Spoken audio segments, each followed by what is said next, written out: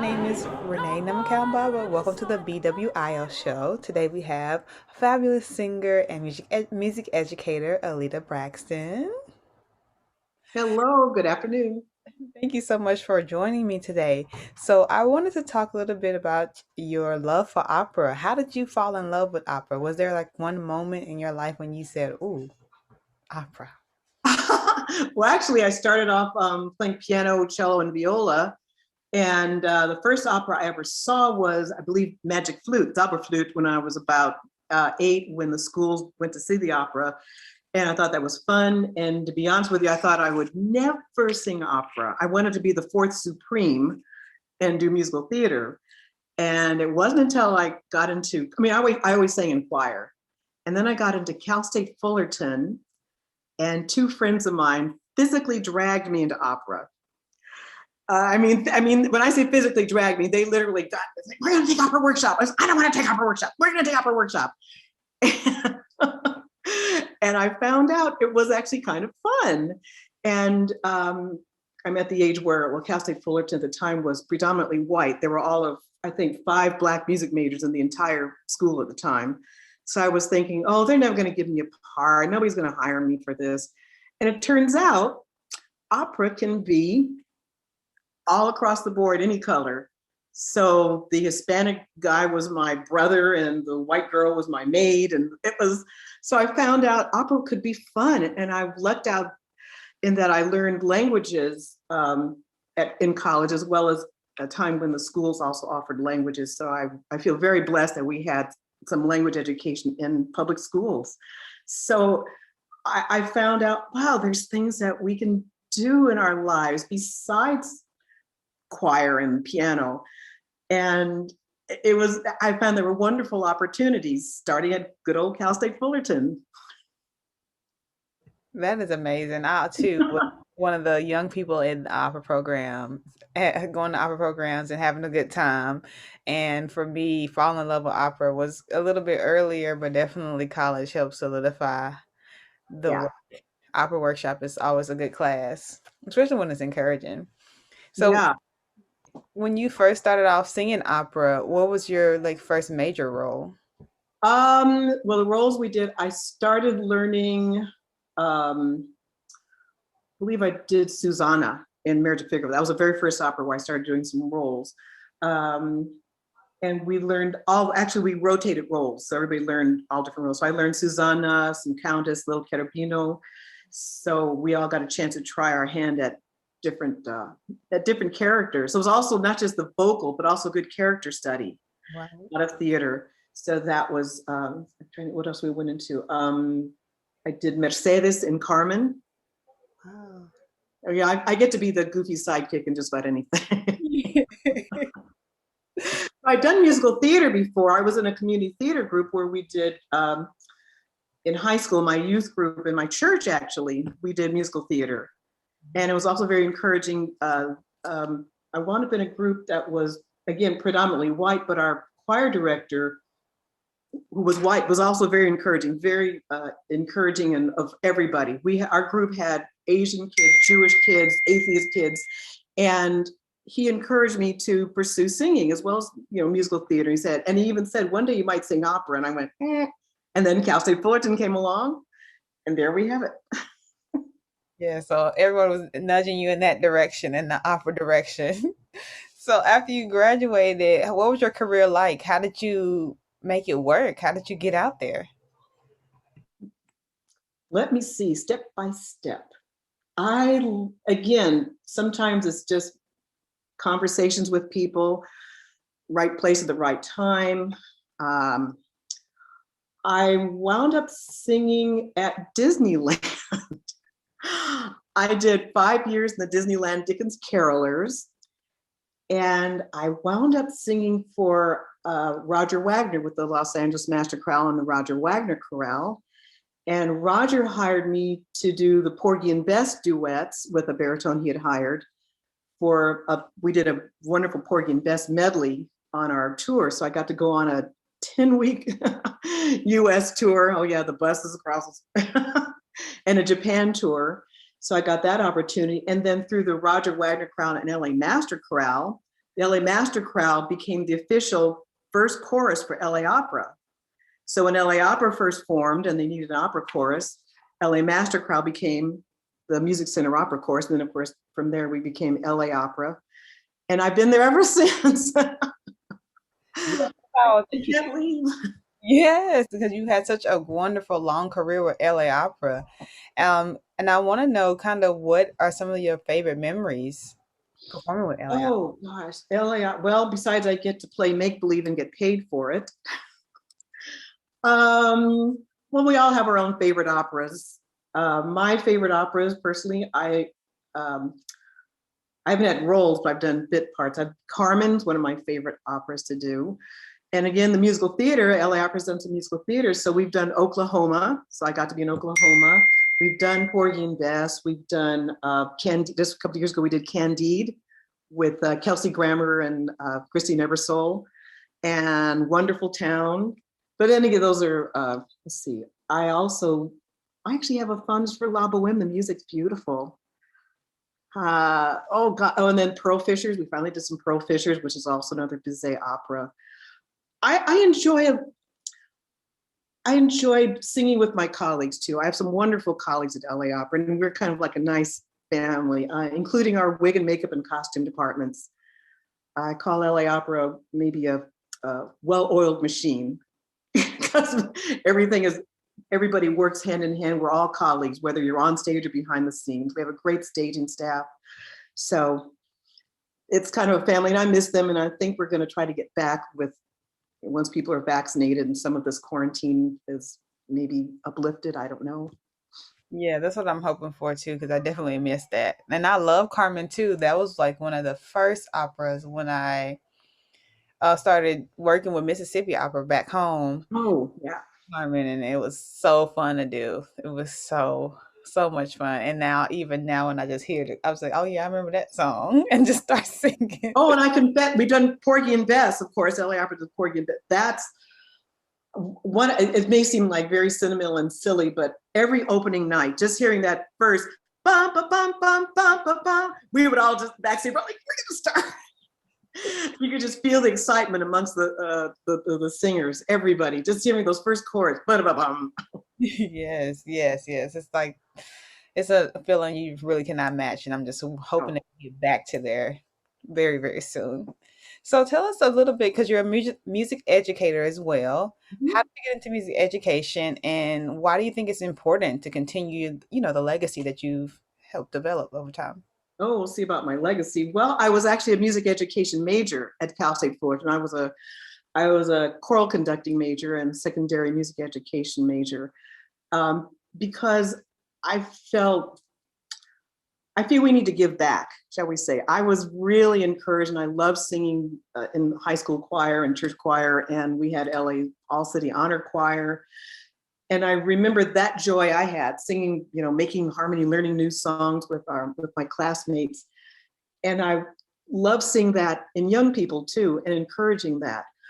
I wound up teaching an after school class at my old high school, Fairfax High, because they've taken a lot of the arts out of schools. So I saw that, and I did this for free for 4 years. I just got to go back and teach and make sure the kids have that experience. And we did choral pieces, we did galas, we did follies with alumni and teachers. So going down there every, couple of days a week to teach them. And then my sons wound up going to the Los Angeles County High School for the Arts. They auditioned. That's a kind of a conservatory-ish situation in LA because, again, a lot of schools don't have arts.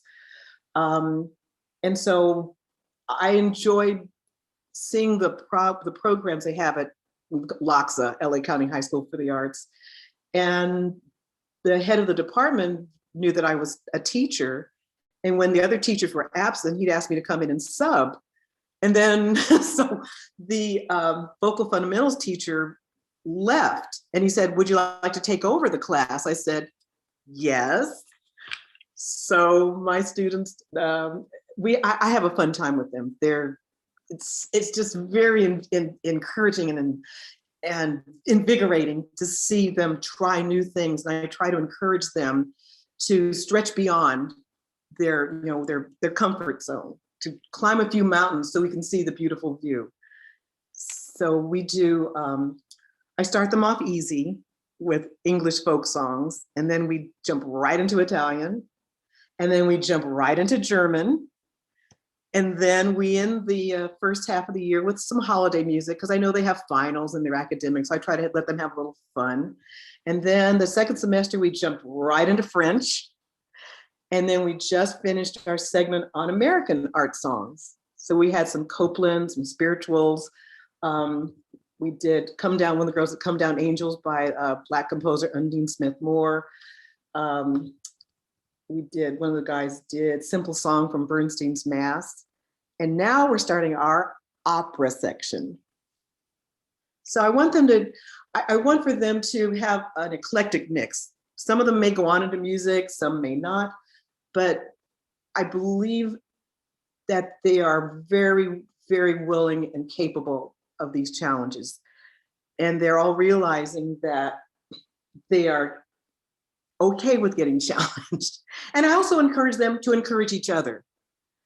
So we learn, and I also teach them about, I teach them about union memberships, because that comes up too. And we also learn how to write resumes. How do you write your resume? So they learn how to talk about themselves, how to present yourself. Even if you're going to go off and become an accountant or a lawyer, you still have to have a resume and learn how to talk about yourself. I love that. I'm trying to figure out, how do I sign up to be in Miss Braxton's class? Come visit. You can come be one of my guests. I would love to. I would love to, because opera for me started definitely as a younger age. But in high school, I had an opera singer as a professor. I mean, as a teacher, and Ooh. I told him, I said, "Look, I need." He taught me. He just started teaching me just exactly like you explained. He started teaching me English, and then we did some Italian, and we went on. So that just, I mean, that was the biggest thing. I didn't want to stop singing after that, and I feel like you introducing your students to opera and like this world of music at such a great and just an age where they're just like eating it up. It's so powerful and so necessary. That's the biggest thing for me. Start them off early so they can continue loving it and continue to love being challenged. Because that's the thing. Opera is not for the faint of heart. It is definitely very, very challenging. And if love being challenged, and you learn to know that people are here to help you and support you, even through whatever mistakes, even through all the triumphs, that makes a world of difference. And that makes people want to keep singing. Yeah. And I care about them as people too. Yeah. I care that they're okay. And they know that my email door is always open if they need to talk about something or they have an issue. And they're pretty good about saying, oh, Miss Lita had a bad day. They don't need to tell me what it is, but I'll say, okay, that's okay. Just do what you can. And something adults forget too is that kids really will rise to the challenge if you give it to them. And they're still learning how to form sounds, their mouth muscles and their tongue muscles to make sounds that we don't have in English. I mean, I give an example, things we take for granted, like the letter L, la, la, la, la, la, la. Japanese don't have an L. And so for them, L comes like an R. My name would not be Aleta, it's Arita, because they don't have the L. So in German, there's umlauts. We don't have umlauts. Spanish, you have rolled R's. We don't have rolled R's. So again, we're learning how to make sounds that we don't always have in our own language. And our mouth muscles and tongue muscles and ear muscles are learning how to make new sounds. Yes, you really are giving them a world-class education. I mean, world class. Well, the school is Laksa is a I think a great. Well, I'm going to brag. We've been rated the top arts high in the country right now. We have just in the vocal department. There's concert choir, mixed choir, vocal jazz, gospel, and opera class, and my vocal fundamentals class. That's just the voice department. We have a full-on symphony orchestra, string ensemble, brass ensemble. The jazz department has a jazz department that's opened up the Playboy Jazz Festival and the Monterey Jazz Festival. And we also have a theater department, musical theater department, dance department, visual arts, and film department. I know. That is amazing. That is so I feel like students can definitely thrive in that environment. Yeah. So what are you looking for your future in opera? What are you looking forward to? Retirement. I mean, no.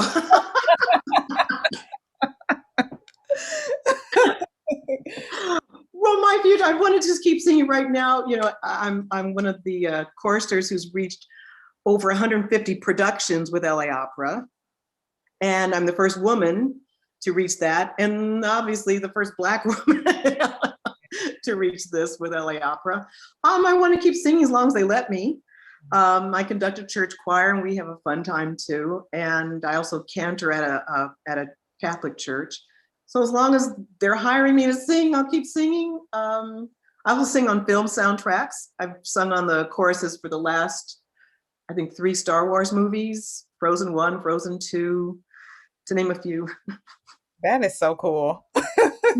I'm tired just listening to myself talk. Oh my God, this is like the coolest thing ever because I love Broadway. Well, and not everybody can, I mean, you're not picked for every movie. Yeah. I mean, I'm lucky I've got the ones I've got and, paid some bills and some insurance.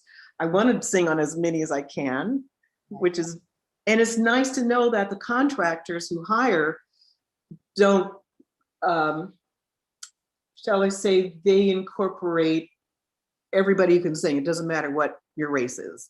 Mm-hmm. It's not like, oh, she's a Black singer, we're only going to hire her for the gospel stuff or the spiritual stuff. No, I'm on the calls where you have to go,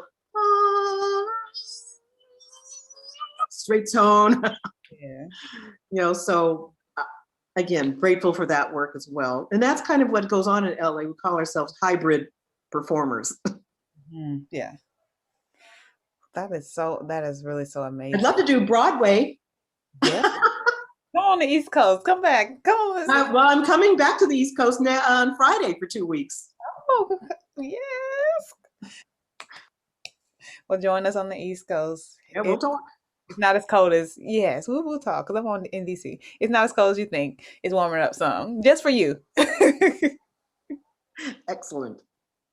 Well, thank you so much for talking with me. I feel like I've learned so much about you, and it's so great to just know about the different things you can do with your voice and with your career and how you can really pass on a great legacy of love and support. And I think that is just very beautiful.